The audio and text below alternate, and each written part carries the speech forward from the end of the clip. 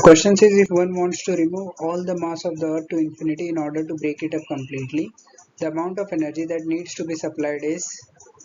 so we have energy given, that is energy difference to be equal to U final minus U initial.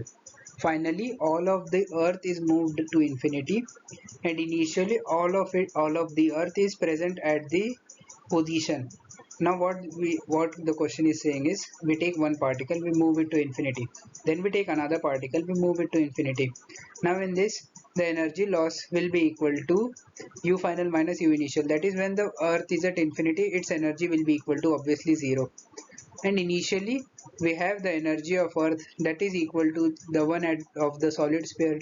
that is 3 by 5 gme square upon re, which is equal to, now the total energy difference will be equal to 0 minus this initial energy which we have over here, which is therefore the energy difference now comes out to be 3 by 5 gm mass of earth square upon radius of earth. Now when we compare it with the one given in the question, that is x upon 5 gm square upon r, we have the value of x to be equal to 3.